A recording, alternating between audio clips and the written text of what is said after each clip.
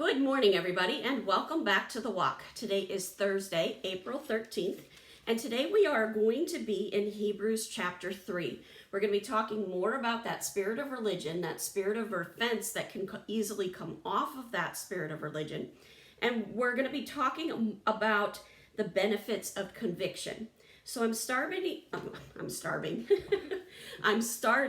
in Hebrews 3, verse 12, and it says, "Take care, brothers, lest there be in any of you an evil, unbelieving heart, leading you to fall away from the living God."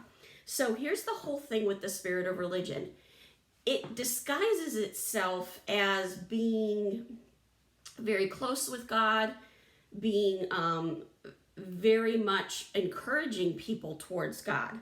But what it actually does is it pulls you away from God. So we have to be very mindful of that. Verse 13, "This is what we're to do instead.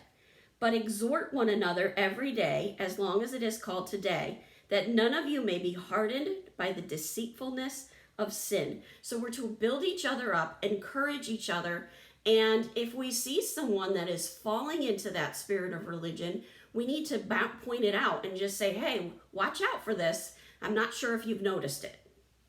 Verse 14, "For we have come to share in Christ, if indeed we hold our original confidence firm to him."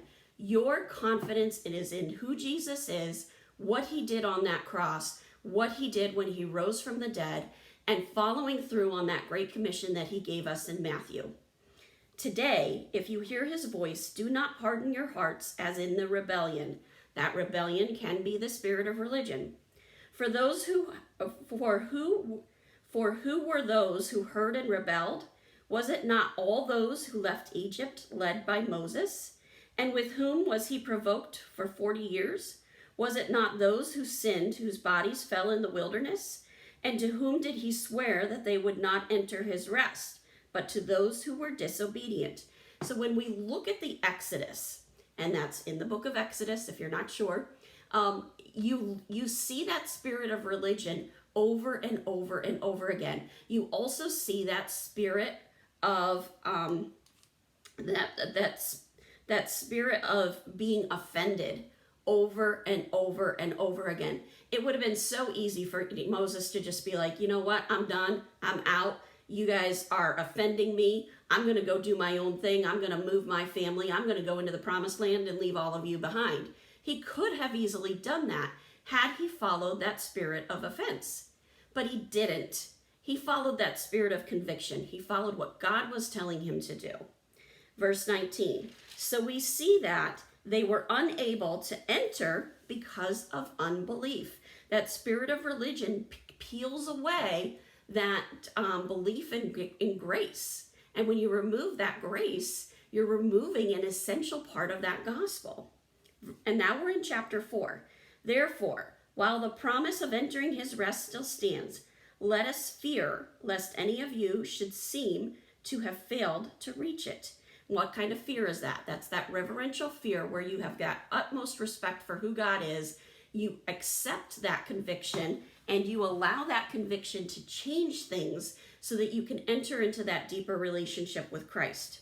"For good news came to us just as to them, but the message they heard did not benefit them because they were not united by faith with those who listened." And if you go to Ephesians 2, 8, and 9, it says, "We are saved by grace through our faith." It is your faith, not that spirit of religion.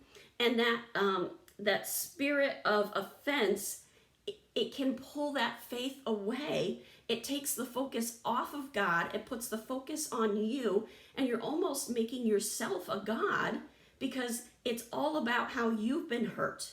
It's all about how you are responding instead of what is God saying. That spirit of that conviction is, what is God saying? What is God telling me to do? How can I grow in my relationship with Christ? By listening to what God is telling me to do. So as you go through your day today and go into your prayer closet, really be mindful of the fact that if you are allowing that offense to creep in, it is peeling you away from God.